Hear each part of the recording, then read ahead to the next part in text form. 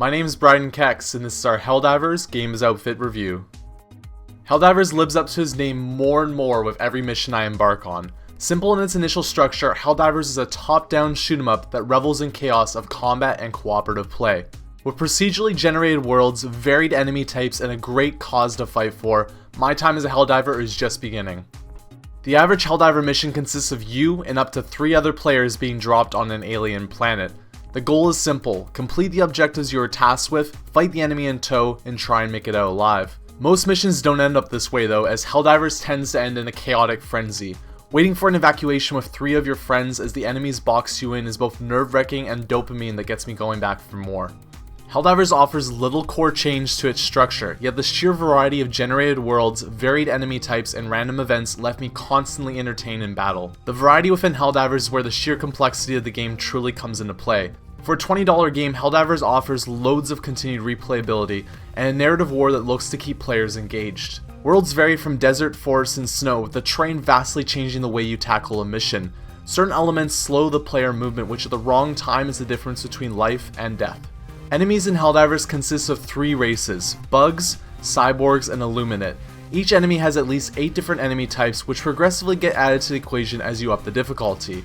Enemy variants range from scout, soldier, heavy, tank, commanders, along with a lot of different options for close combat and ranged. Similarities in structure between the races do occur, but in large part each is mixed to feel like a fresh experience that needs to be tackled differently.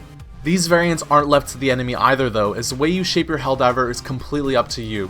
With an unlock system based between leveling and completing worlds, Helldivers offers up weapons, look, and stratagem customization that is constantly doled out. Stratagems offer up the most valuable asset to customization and gameplay in Helldivers.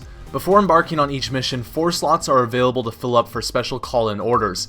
Depending on the enemy and group you are playing with, these choices will vary greatly in use and effectiveness. Each order is submitted through a D-pad button code. Over time these become muscle memory, but typing in specific call codes adds an extra layer of tension in anxious game moments. From special weapons, vehicles, turrets, airstrikes, and ally respawns, stratagems add an impressive sub-layer to Helldivers gameplay and planning. Stratagems also help fuel the chaos of Helldivers, as friendly fire is active and ally call-ins kill. As an initial impression, it can be a frustrating aspect of the game, but as it self-trains you over time, you progressively get more aware of where you are on the map and to get out of the way. With this learned knowledge, Helldivers becomes a treat to experience with friends both online and in person. When you pull off the perfect mission, there's a sense of accomplishment to be had. Similarly, missions that go awry bring tension that is rarely in cooperative games, as holding on by a string can become a common occurrence while playing the game.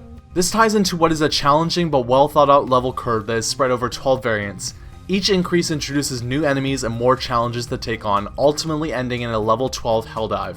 Higher level missions are a real challenge, leading to only the most organized succeeding. With nearly a full loadout, I found myself in a comfort zone between levels 7 to 9 with only one chaotic completion of a level 10 mission. Unfortunately, while playing solo is an option, Helldivers doesn't adjust difficulty per player in game. Playing alone, I found my limit to be significantly lower at 6, with attempts at 7 seemingly being impossible for the time being. While still playing alone is an option, the greater experience is found in Helldivers and cooperative play. Another impressive part of Helldivers is its long-term goals for player involvement. Each enemy has a homeworld which you work towards getting to with influence. This currency is built through missions and is cumulative from all players playing the game.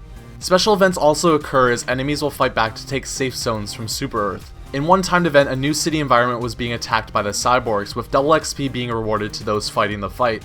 With a timer set, a certain amount of influence was needed to win the fight. Being unsuccessful leads to that region of space being captured and Super Earth's defenses being pushed back. With a final goal of getting to the enemy's homeworld, players have a long-term fight to look forward to, the reward being the species' death in that war. Although the initial balancing is a bit off due to a lack of players, a future patch may fix this and add more suspense to the greater war taking place.